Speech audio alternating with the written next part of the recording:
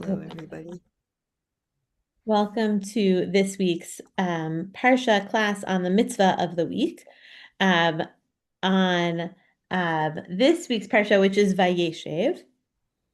And I think there might have been a few choices to think about, but one of the more obvious ones, I think, is the mitzvah of Yibum and the related mitzvah of Chalitza. Hello, Nelson. So let me share the source sheet. And again, I think, right, the story is so powerful. Right, the storyline of this week's parsha is mostly about Yosef being sold into slavery and going down to Mitzrayim.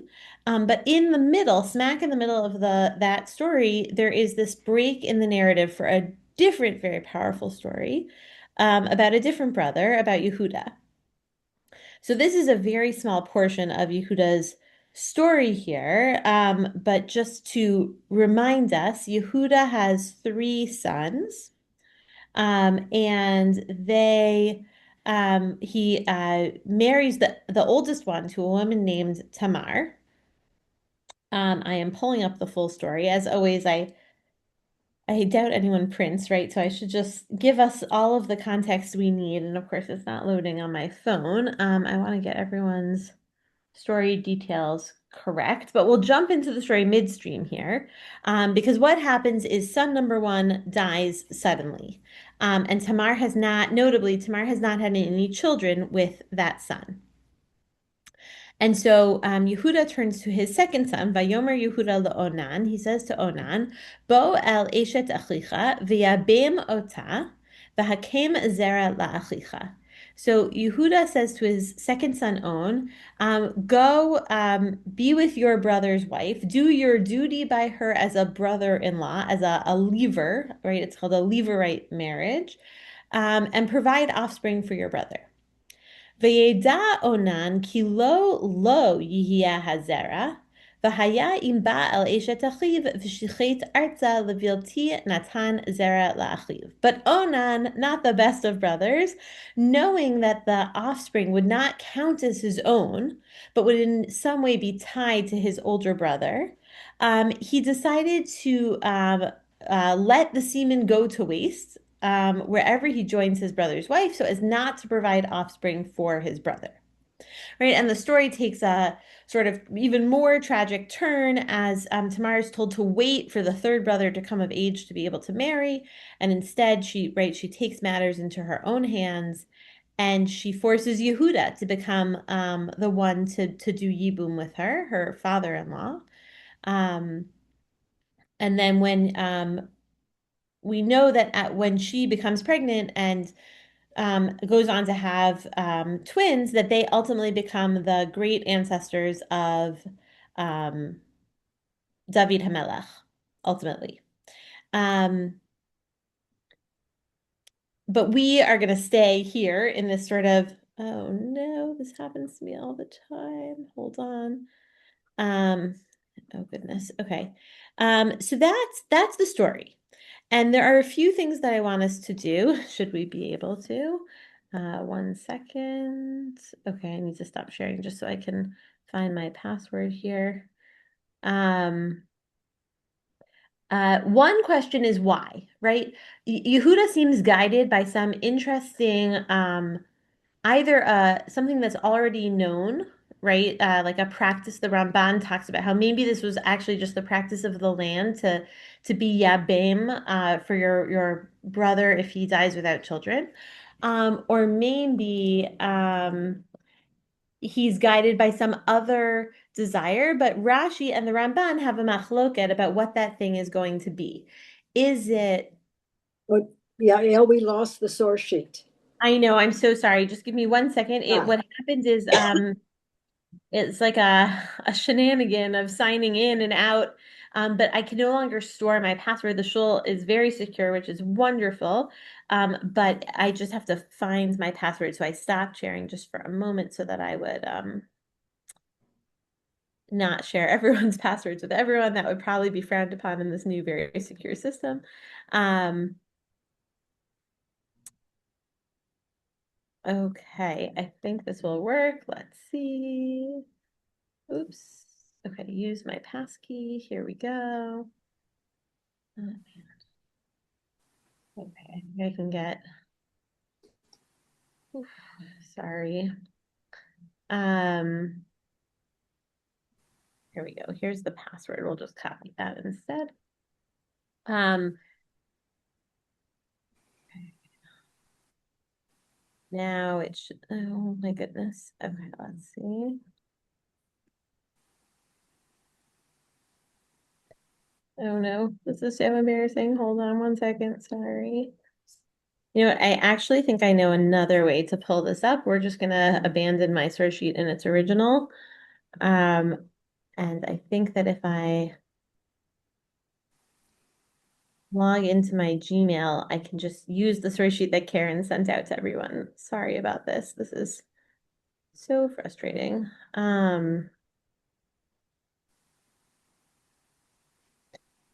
Okay, so right. So, okay. So the first thing I want to do is look at what was guiding Yehuda to make this decision. Then we'll think briefly. Rev Tabori is very interested in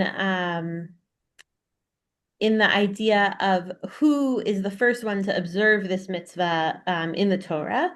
So we'll look at that briefly, and then we'll look at a little bit more deeply at the mitzvah of Yibum. It's a very strange mitzvah in general. And interestingly, it is one that I think has been practiced probably more, not Yibum. We don't really do Yibum anymore, but chalitza, the sort of substitute for Yibum. I imagine that it's been done more. I don't have data, but after the horrors of October 7th, I imagine there were more women who were left young widows who had not yet had children. And I think that I did hear that there were more chalitza ceremonies done than ever before, which is of course tragic in any circumstance. Certainly was very tragic there. So we'll think a little bit about that. Okay, I have got the source sheet back up and running after that terrible time. Hello, Tamar. Hi. Um, okay, so we looked briefly at the psukim where Yehuda tells his second son Onan to perform Yibum with Tamar to carry on his older brother's um, offspring. And here we're going to look at the machloket between Rashi and the Ramban. So Rashi says very succinctly, "Haben ikare al shem hamet," that the son will be called by the name of the person who has died. And so it seems like, and we'll see this later at the very end when we look at the mitzvah sort of in more depth qualitatively, that Rashi feels like this is to carry on the name of the person who has died, not like physically, right? To name, like if you're married to someone and they pass away, you name the child after them, even if the person who fathers the child is his younger brother or older brother. It doesn't have to be younger. Um, the Ramban comes out saying I'm that this is not I'm true. sorry, Rabbanit, I didn't understand that. What I was saying was, and sorry, I'm not holding well in the name Onan's older brother's name. If someone could remind me, I'm trying to pull it up on Safaria, but it's not working. And as I said, I should have sent you the whole Air. error. Thank you. Okay, so what Rashi is saying is that when Tamar and Onan would have a child, that what was Yehuda's command of V'yabemota, the Hakem Zera La'achicha, is that the child's name would be Er, that it's something about the name itself that is important. And the Ramban is going to say that this lashon of yikarei al shem hamit, that you name after the person who has passed, ein ze emet, that is not the truth. And he points out that interestingly, right, as often is the case with our stories in Breshit, there's another place in the Torah and Devarim where this is more explicit.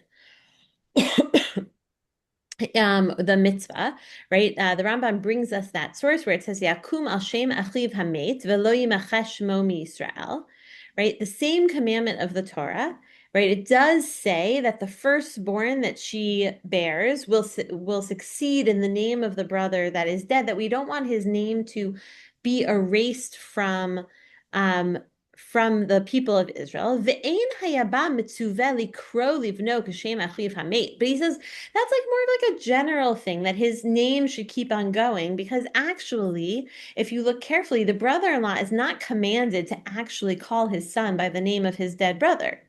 And if we look at the case of Boaz and Ruth, right, one of my favorite Sfarim in the Torah, it says, "V'gam et Ruth Moaviyah eshet machlon kaniti li liisha lahakim shem hamet al nachalato v'lo yicharet shem hamet me'im echav u'mishar mekomo." Right. So when Boaz gives this impassioned speech in front of the elders of the city by the gates of the city, he says, "I am acquiring Ruth to be my wife to do exactly what Yehuda al Pi Rashi is saying to Onan, right? That I want to raise up the name of the dead." Of course, here it says upon his inheritance, which is important to note. And we'll go into that more, but that again, that the name of Machlon should not be erased from his people. And yet, Aval, right? Vatikrena oto Ovid, lo Machlon, right? But they don't call him Machlon. They call him a different name, the name of what they want to name him. And so Rashi, I think what the Ramban is saying here is Rashi is being far too literal. Even though it says that we do Yibum to allow the brother to have his name continue on, it doesn't literally mean it has to be perpetuate. Thank you. That's an excellent word, Rabbi Eliakim, right? We want to perpetuate the name of the brother, but not literally by calling the first offspring after the brother.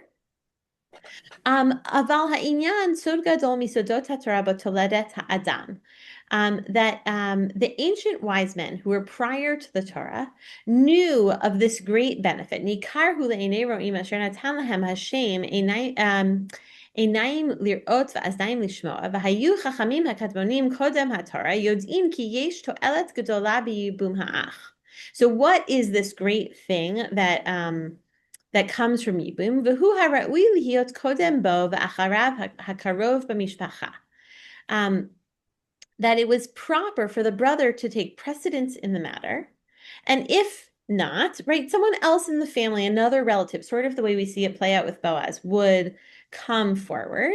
Ki kol she'ero hakarov elav mimishpachto asher hu yoresh nachala yagiu mimenu to'elet. Because we want the person to inherit his legacy and to derive benefit from such a marriage.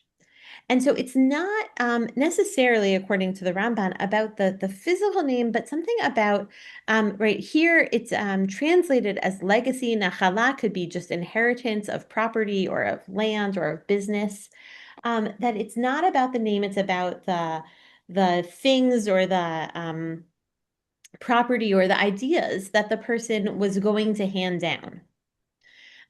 So it's not clear from here which Yehuda meant, right? Yehuda just says, provide offspring for your brother. There is an interesting debate about Rashi. Maybe Rashi was talking only about prior to the Torah being given, that's when it was all about the name, and then after the Torah was given, and there were some like inheritance laws put into effect, that then it was about inheritance.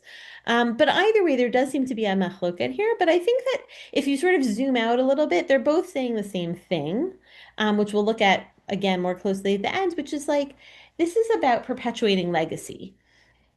And I think that when someone's life is tragically cut very short, right, what we're saying sort of bigadol is that it's up to the family to make sure that that person's legacy continues on.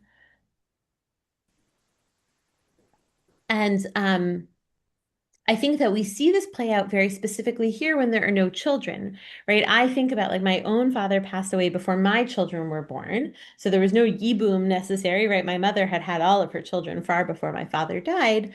But thinking about, right, do we name after the person? What do we tell our children about my father, right? So that his legacy continues. Like what jokes or stories or lessons do we teach our kids, like in the name of my father? And my oldest daughter happens to be named after him as well, right? But both ways are ways to perpetuate legacy. So I think that that's what Rashi and Ramban are arguing about. But really, I would say they come to sort of the same conclusion. And either way, it didn't work out well for Onan because Onan didn't want that. It seems like he wanted to maybe either create his own legacy or maybe he didn't like heirs at legacy, and so he decided that it wasn't worth perpetuating. But either way, he moves on.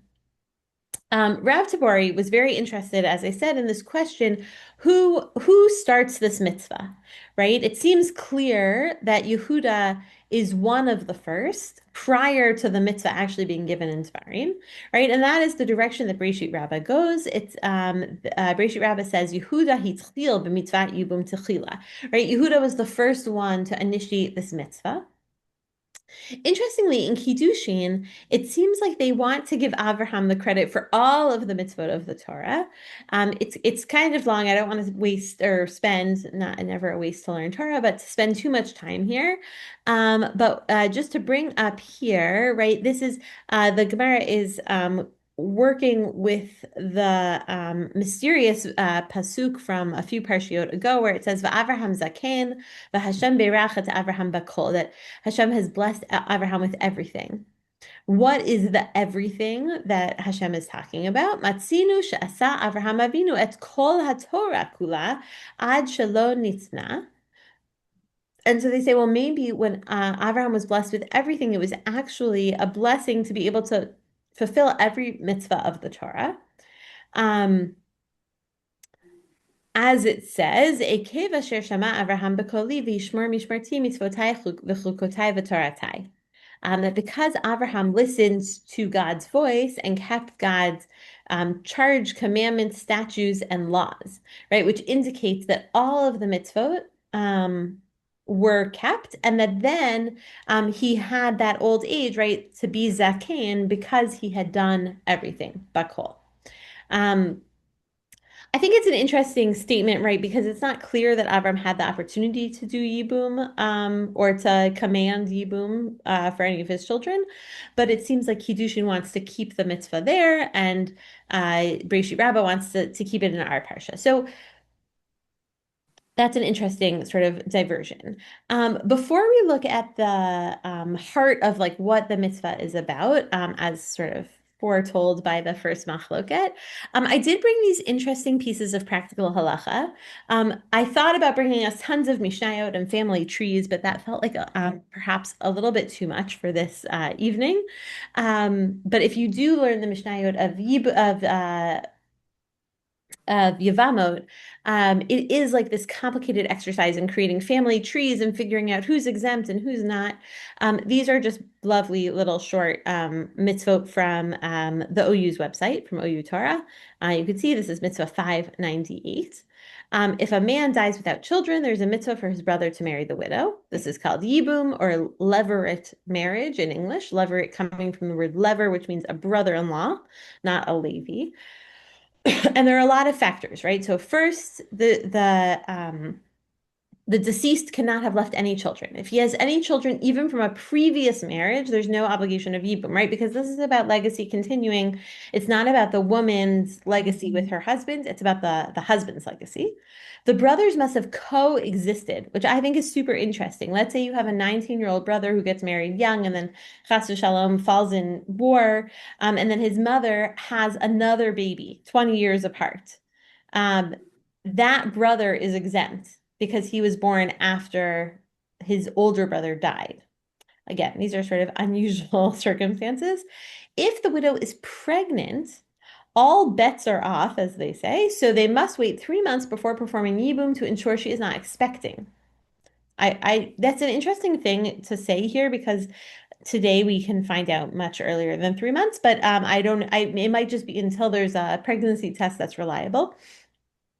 If she has a baby, even that survives briefly, there's no obligation of Yibum, which is interesting because if this is about legacy, it's like hard to understand how a baby that passes away could perpetuate legacy. If the deceased was married to someone prohibited to the surviving brother, such as his mother-in-law, this is why you need these family trees. It's kind of hard to understand. There's no obligation of Yibum. There are other mitigating conditions. The reason for this mitzvah, according to the OU website, is that God in his kindness desires for us to give the deceased an heir in their spiritual, if not the physical sense. If his brother, who shares his DNA, marries his widow, the deceased's better half, all three of them, share in the merit of the child from this union. The couple was not coerced. There was an alternative that will be discussed in the next mitzvah. This mitzvah applies in all times and places. So, as I said, it does apply today, although I don't think many people do it. It is the topic of the whole tractate of Yevamot. It's codified in the Shulchan Aruch. It is mitzvah 216 in the Rambam Sefer HaMitzvot, and 45 of the 77 positive mitzvot that can be observed today, as listed in the Chavetz Chaim Sefer HaMitzvot HaKatzar. But again, neither of these stem from this week's Parsha, even though this is the first example of it. And now quickly, just to think about chalitza, right? So chalitza is the alternative to Yibum, either because they don't want to get married to each other, or they don't want to get married right away, or whatever the reason is. Maybe there's an age gap, maybe, whatever it is. There was an alternative, a shoe removal ceremony called chalitza. And in the chalitza ceremony, the yivama, the widow, removes a special shoe from the yavam, the brother-in-law. She then spits in his direction and says, "Such shall be done to the one who refuses to build up his brother's house." So there is probably some kind of legal fiction here, right? Maybe the woman doesn't want to get married, but we put it on the brother-in-law, for whom it is the obligation. After this, the Yavama is given a document to the effect that the Chalitza ceremony was performed and now she's free to marry, right? Maybe she wants to marry someone else. The reason for this mitzvah is to demonstrate that it would be fitting for the brother to perform Yibum with the widow. However, he declines, turning the Yavama from a potential life partner to a virtual stranger. It's like super strong language, right? Even if they don't feel adequately partnered to marry and have children together, I would imagine that that woman might remain a part of her first husband's family for long after, and that, there are many ways to think about legacy. And I imagine they would both be people thinking about legacy, the Yavama and the Yavam. This mitzvah applies in all times and places, discussed in the Talmud throughout the tractate of Yevamot, codified in the Mishnah Torah. It's mitzvah 217 in the Sefer Mitzvot and 46 of the 77 in the Chavetz Chaim's book. So as I said at the beginning, I think unfortunately this has become slightly more common over the last 2.5 years as more of our soldiers fell in battle and they are young and they left behind young widows, but it is not a super common thing to do in any event. Okay. Now, the thing that I have been waiting for, maybe others have, is like, what is going on here, right? What is the mitzvah? So the Sefer Chinuch has a piece here, right? Because it is a mitzvah. And here I think he describes it very beautifully. And he describes marriage very beautifully as sort of a way of setting up this mitzvah, right? Right?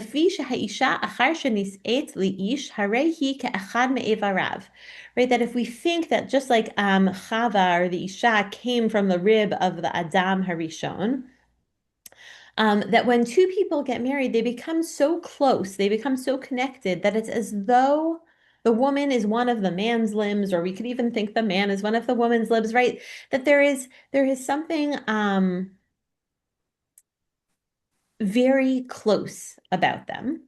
Right, just as it was with Av Harishon, right, with Adam Harishon, v'ha'isha zeh, shemet below banim. And so when her husband dies without children, sheyeh chelek mimenu lizicharon lo, u'lemalaot mekomo ba'olam la'avodat boro. That it feels too tragic that there must be a portion for him, for his memory, and to fill his place in the world in service of his creator. I think that's such a powerful idea. When we think about building legacy, what are we doing? We're telling our children what we feel is our avodat Hashem, and then we're trying to inspire them to do that avodat Hashem in the world even after we're gone, right? Sometimes our children might do things for us because we ask them to, but then when we are gone, they might not be so inclined. And it seems like here what we're saying is that there is there is something very powerful about inspiring or creating a space for someone to fill our own place in the world in the way that we served Hashem. V'od, ein zecher lo ba'olam hagufani, but in the physical world, there is no memory of him.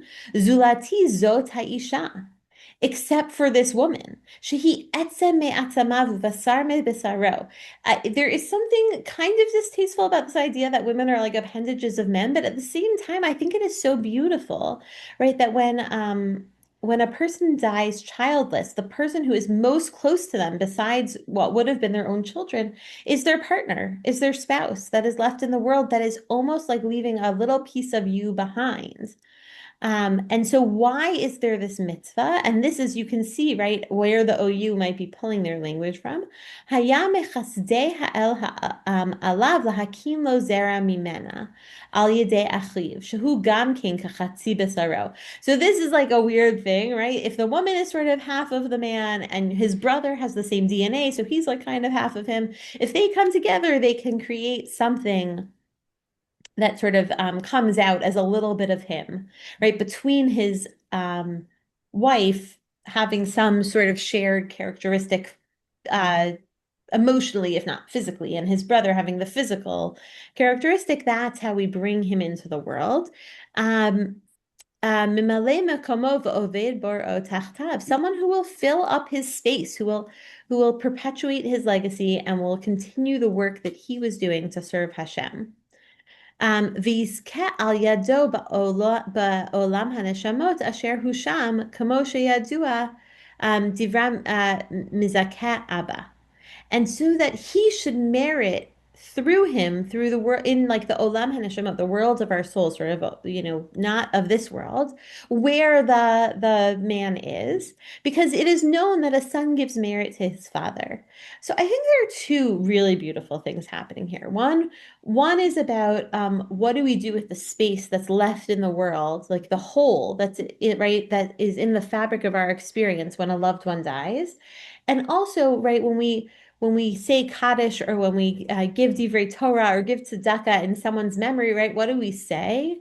We say, oh, their neshama should have an aliyah, right? Their neshama should have an aliyah. And that this person, Nebuch, he didn't have someone to continue his legacy in the world, that he wouldn't have that zechut in Shamayim. Now, I do want to say, I don't think that this has to take place with direct children only, right? When we have wonderful aunts and mentors and godparents and all of those things, I think there are lots of ways to create this in the world. But at this time, especially in this place, of the Sefer HaChinuch, this is the way that it was done. And so if you didn't have children, there's that fear that that person, their neshama would not have an aliyah. And so it is a beautiful thing, right? And he says, okay, and the living brother that actually fathers the child will also get a share in this, right? It's almost as though the child has two fathers, because the son who has to do the work of parenting gets some of the merit, but also the brother gets some of the merit.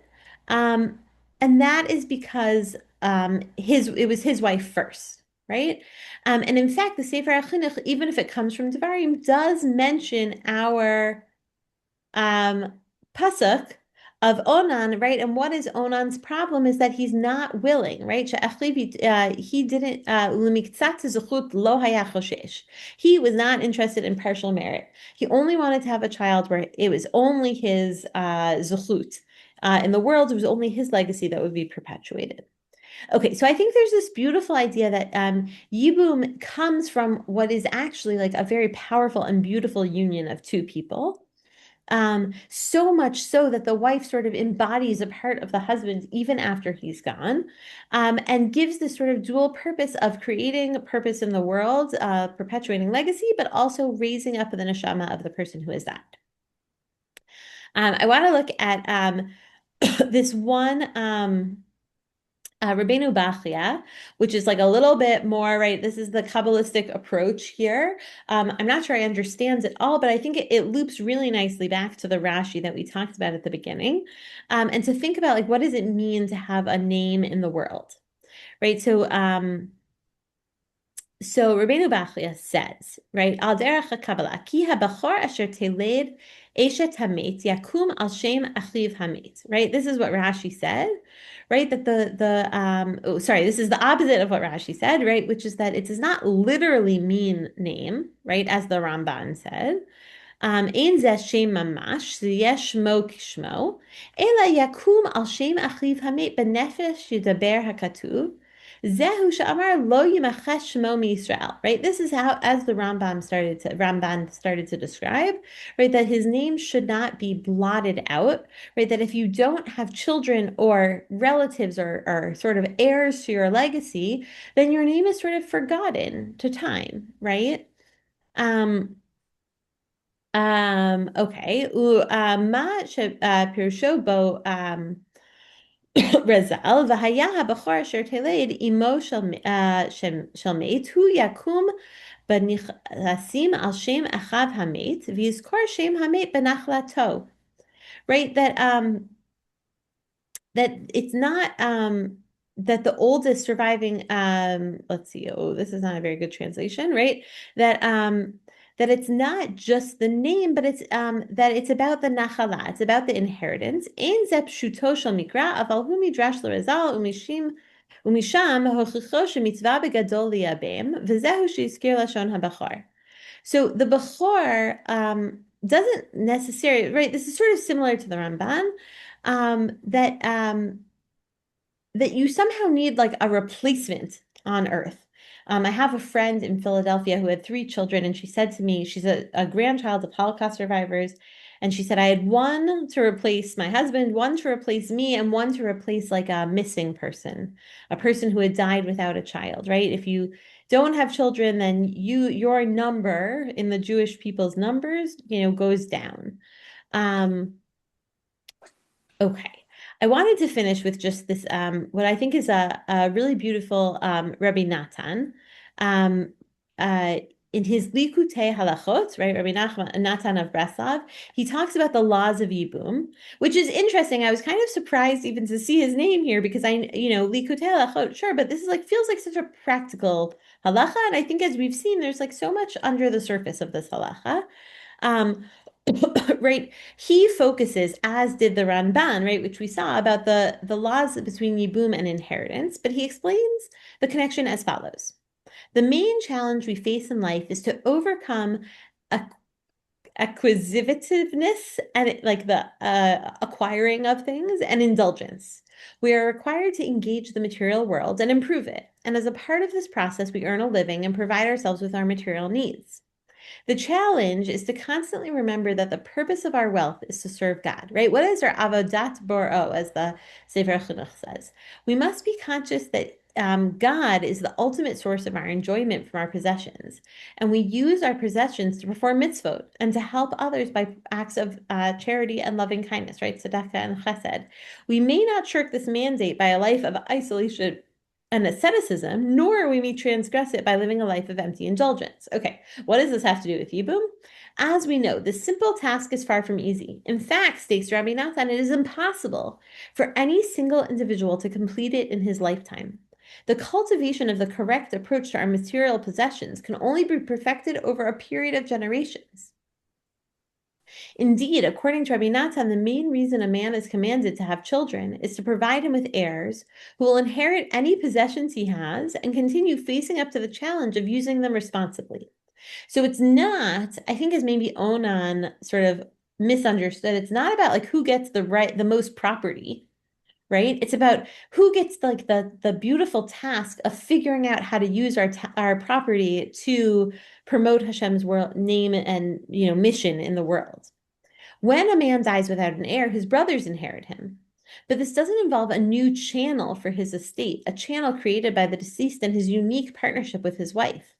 A partial rectification is possible if the brother and the widow now resolve to join together and raise up a family in the name of the deceased. This union between the brother and the widow was really initiated and created by the departed husband, and continues the connection between the wife and the husband's family and his own inheritance. The brother's ability to stand in the place of the deceased is strengthened by yet another rule of inheritance. the marrying brother is entitled to the inheritance from the father or anybody else that would have been due to the dead brother, right? So let's say, again, this complicated family tree, that the oldest born was going to inherit the father's land. Well, if the brother does Yibum, then he gets the father's land. He stands in full stead of the brother that had passed. Okay, so now we get to the I think like the most important point, right? Which is like, when we learned about Shabbat candles or visiting the sick, we could say, let's do more of that. Like, practically speaking, we actually we don't want to do Yibum ever, right? That means someone has died tragically young or without children. But we also want to understand why we might want to do Yibum, right? So even though it's uncommon, right? No more common than a widower marrying the wife's sister. Even so, the intricate laws relating to this remarkable commandment carry a profound message of the importance and the difficulty of establishing an appropriate and constructive relationship to our possessions, a relationship which doesn't compete with sanctity, but rather deepens it. So I think this idea of thinking about Yehuda, who is a complicated person, but who ultimately merits to have Malchut come from him, right? David HaMelech comes from his line because he rectifies the situation with Tamar. Maybe we could say it's because he suggested Yibum in the first place. Right? Yehuda understood how important it was to have heirs to carry on a mission that would ultimately carry us to the time of David HaMelech. And so even if he got a little lost in the process, I think this first pasuk of saying Onan Yabem Tamar, right? Be Yibum, do Yibum for Tamar, maybe shows Yehuda's understanding of this sort of complicated relationship between possessions and legacy and creating space, filling space in the world with our heirs.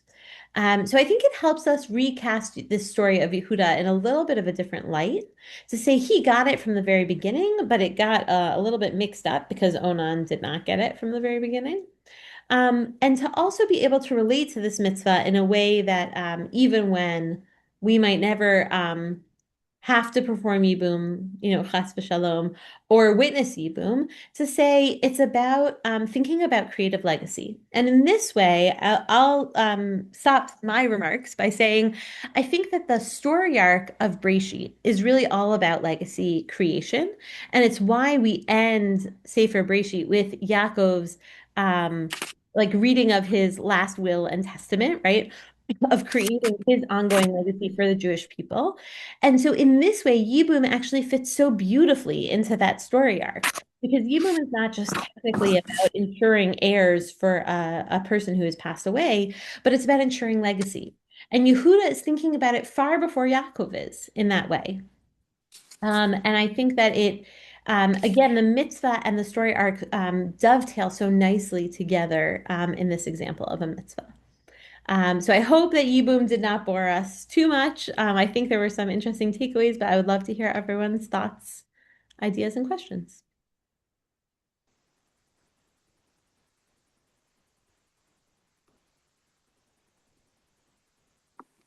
Man, it was a real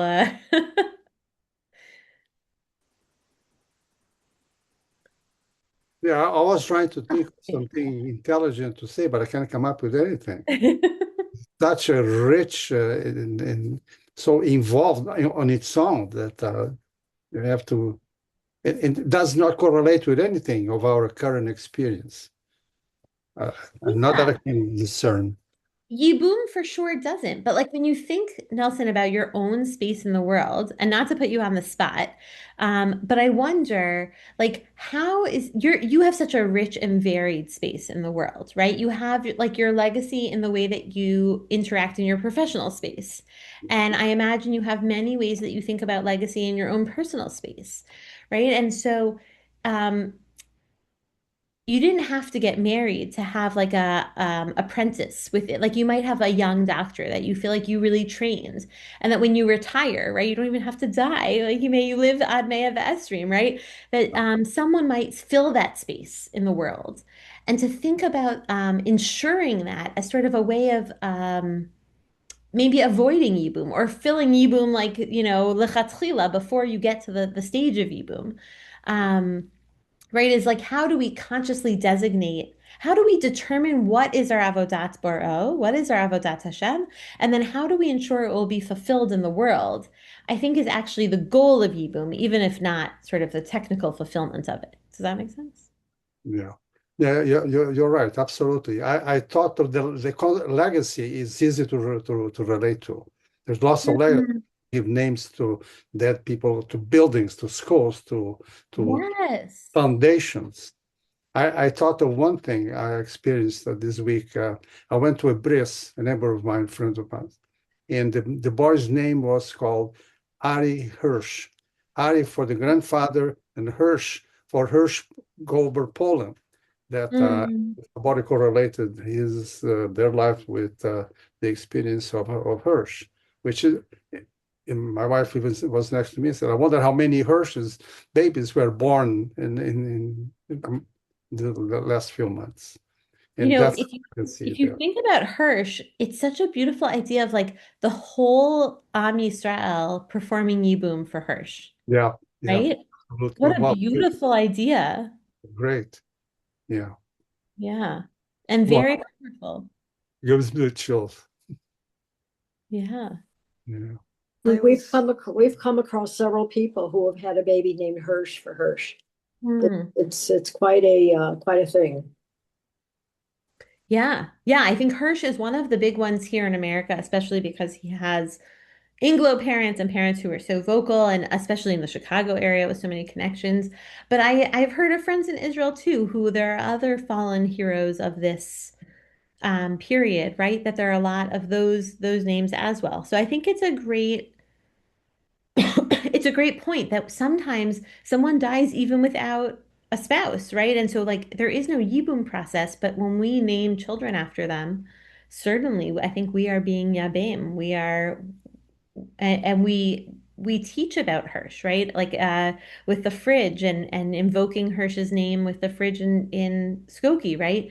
To say Hirsch had an avodat Hashem, and we will carry it on even if there is no designated heir who will do so. And for the record, his grandmother is a member of the show. That's right. And his aunt. Yeah. I keep thinking about the name quandary, and Hmm. I would guess that it had less to do with taking the given name of the deceased brother than when you say, it was Onan ben, what is it, Elimelech? It's the son of so and so. In other words, he's the son of the same family. Hmm.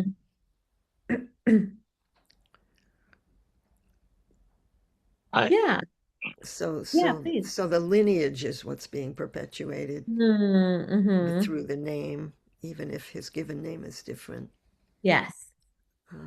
I was interested also in, I don't know who you quoted, about the fact that the person who does perform Yibum, and there's a child that is produced of that, that it's like the person who is deceased is part of that the child.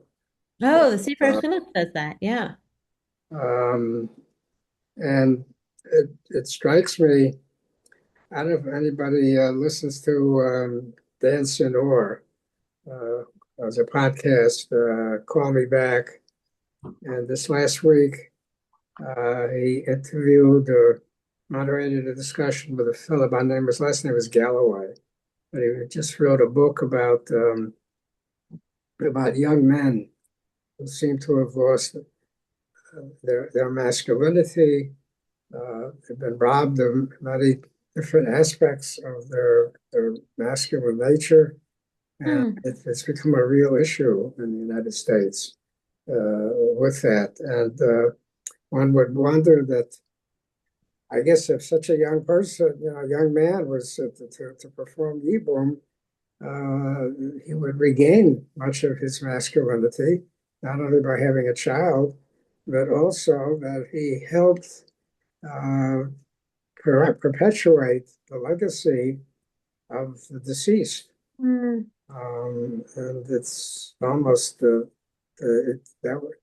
would, I think, restore the young man's sense of who they are, but also that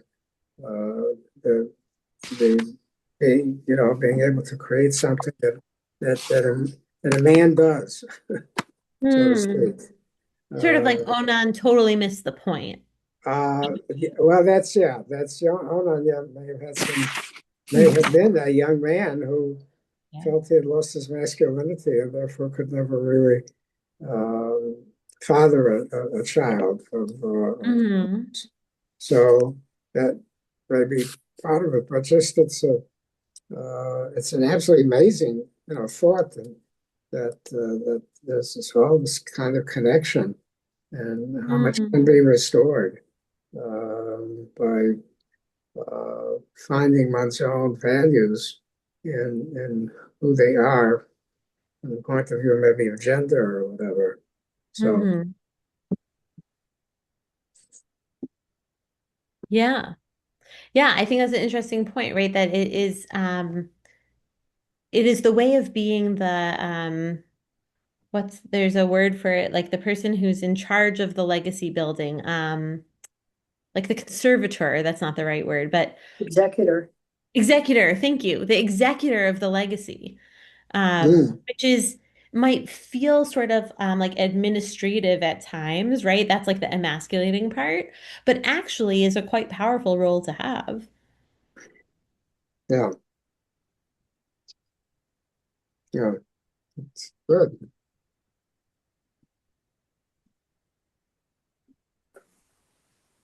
So I'd like to say a comment regarding the woman that by having a child with a brother-in-law brings her into a different status in the tribe or in the family constellation, and it protects her economically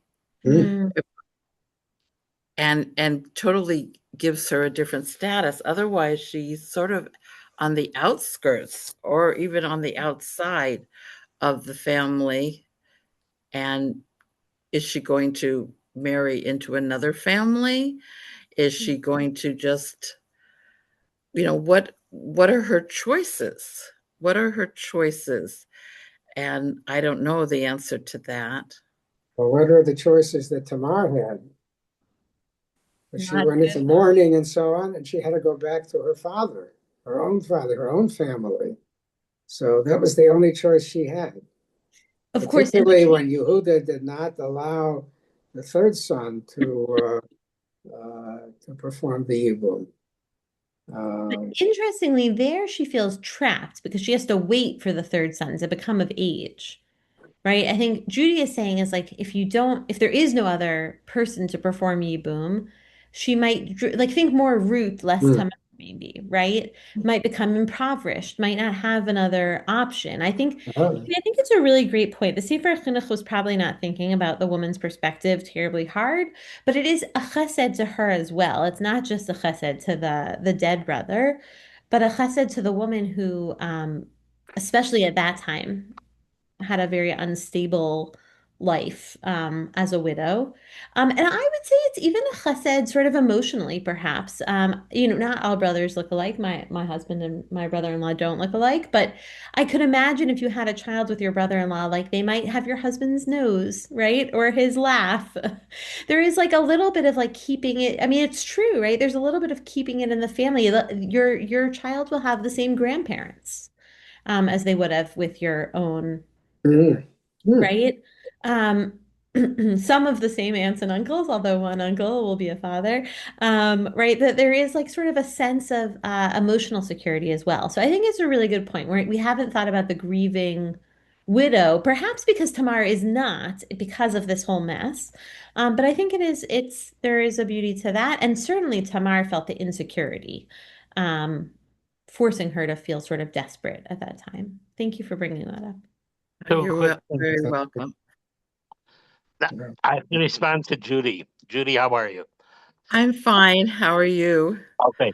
I wasn't thinking about this before, but based on what Judy said, there's a beautiful piece in the Bnei Yissaschar when he discusses the Hoshanot and Hoshana Rabbah.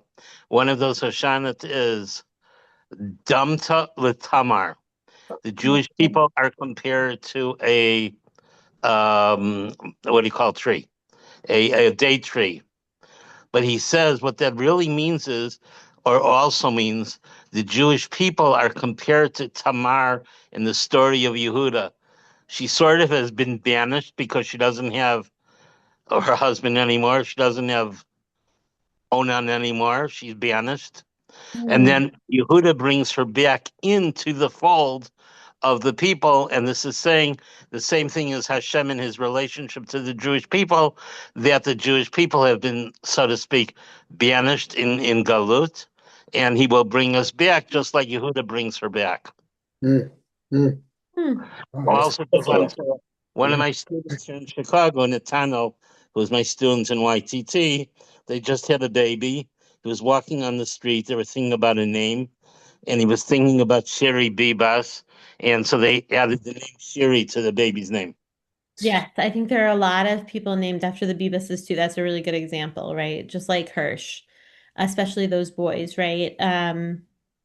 That's a super interesting one because Mr. Bebas, whose name is escaping me at the moment, right? He is still alive. He may, I hope that he recovers in neshama and in body enough to want to have a more life in his life, and maybe more children. But that the intertwining of Shiri and her husband, right, he will never have children that are also Shiris. And so this Yibum idea is like almost tantalizingly chasing after something that's not even really possible, but is so tantalizing, right? You just want, right? I read somewhere that there are more women who have chosen to freeze the semen of their chayal that fell in battle because they want a child actually of that person. Um, I don't know how to think about it, right? I think it's a sort of dangerous path to go down. What does it mean to have a child with someone in that sort of posthumous way? I don't know.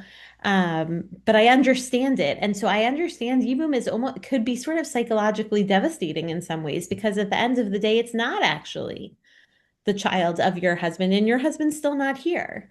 But if the choices you have are such, then you want the world to be filled with something as close to his offspring as possible, or someone who is as close to, oriented to his legacy as possible. But it is still a heartbreaking choice. So many people have been. There was one online today, one yesterday, a woman whose husband was killed in this war in Israel, and now she got married, and we see that with Harav D Yeah, from Gush Etzion, yeah, wife and daughters were killed, getting remarried, and so on. yeah. Right. And I think, right, it's true, right? There is a strength to that, right? I've seen these posts too, and they're certainly framed that way. Like we are choosing to continue on.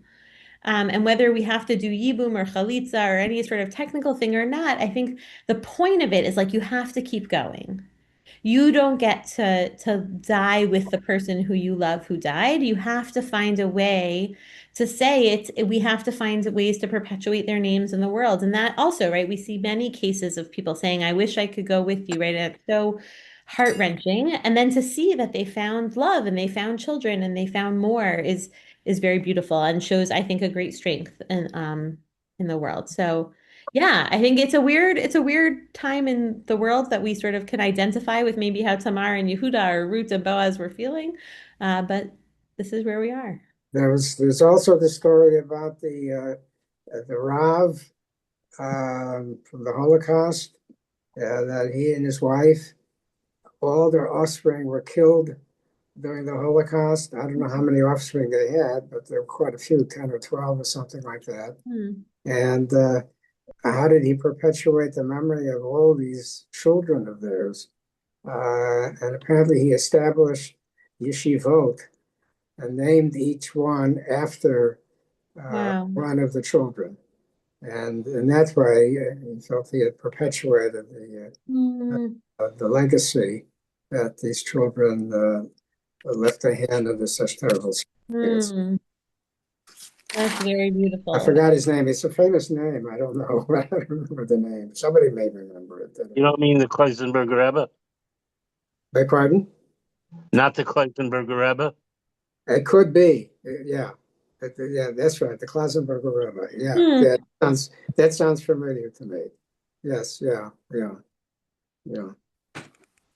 Interesting. Yeah.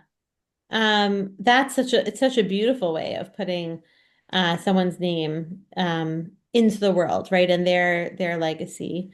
Um, I went to Israel on a scholarship of I'm trying to remember her name. It's terrible that I can't remember it right now.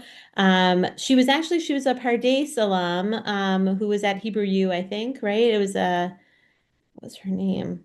But her parents decided to do this to put her name back in the world, right? And of course now, Marla Bennett.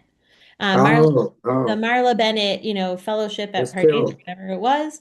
And it was so we would keep saying her name, right? I think that especially when people are so young, and they're not even married, that there is a feeling of needing to say their name and remind ourselves and the world what they cared about, because there will not be children.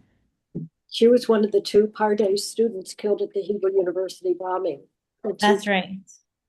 And my daughter went on a date with her ex-boyfriend. She said that did not go well. He was not ready yet. Hmm.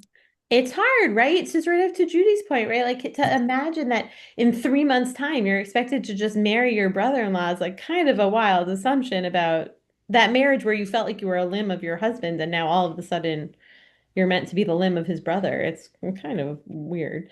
Um, There's a very interesting Israeli movie exploring a similar situation as hmm, the two young people whom the community is eyeing to get together hmm, Are you don't talking hit about it off, I love and it takes a long time. I mean, a matter of weeks and months for each of them to mature hmm, around the child that was left behind. In this case, the genders are reversed. The mother dies of cancer rather suddenly with a new baby. hmm, And so the husband, who's a little older, is certainly eager to get married. And the woman's younger sister is very devoted to her sister, and had already become devoted to the child because she loved the baby and was acting as a nanny. So the younger sister really is so much part of the family already as the nanny that she hmm. appears to be the natural one to take her sister's place. Interesting. It's just that she's very young. Hmm. The husband is older and thinks of her just as a child, not marriage material. And there's pressure Interesting. from the family, however, because they feel it's in the child's best interest. Hmm. And eventually they come to love each other. And it's really through their connection to the child that this all gels. It's a very interesting there's a story. very prominent rabbi here in Chicago who he doesn't know that I know, and I'm not sure which marriage he's from, but I remember his father with a whole bunch of kids in Israel. His wife died. He ended up marrying her sister and then had a whole slew more of kids with her sister. And he's a very prominent person in Chicago, actually. Interesting. Yeah, as we're talking, it strikes me that in a world before endowments and buildings that stood permanently in one place, right? This is a time of great movement in the Jewish world at the time of Tamar and Yehuda, that it was very difficult to perpetuate someone's memory without physical offspring. Today, we are blessed with many tools, just like we are for legacy building in general. We're blessed with many tools to perpetuate our legacies in the world, and it's really beautiful that We see it in so many different ways, yeshivot and fridges and, other people in the world knowing, right? We live in such an interconnected global Jewish world that we might never have met Hirsch or might never have met his aunt or grandmother and might still name our child after him, is very beautiful and was not possible at that time, just the way that, the community and the world worked. So, um, in a world where although Yibum is still a mitzvah and chalitza is a mitzvah, we don't observe it in quite the same way. I think it's just a great opportunity to think of Yehuda as a really thoughtful legacy builder, and to think about how we're building towards this really powerful moment of legacy. And may we all think intentionally about where and how we spread our own legacies in the world. Well, I started your discussion today with no idea how to apply Yibum to current life. And look what we accomplished. There's so many stories going on as Yeah. a legacy and as Yibum itself. Yeah.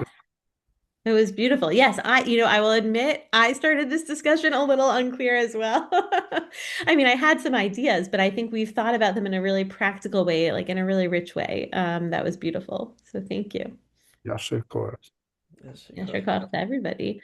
I wish everyone a warm and safe. I don't know if the winter storm is coming your way tomorrow, but a warm and safe week and an early Shabbat Shalom. And I will teach next week. Hanukkah starts on Sunday night. I wish everyone a beginning of a Chag Urim Sameach, and I look forward to seeing you on Tuesday if that works for you. And otherwise, I'll see you the following week. Thank you. Thank you. Everyone, Thank you. have a good night. Good night.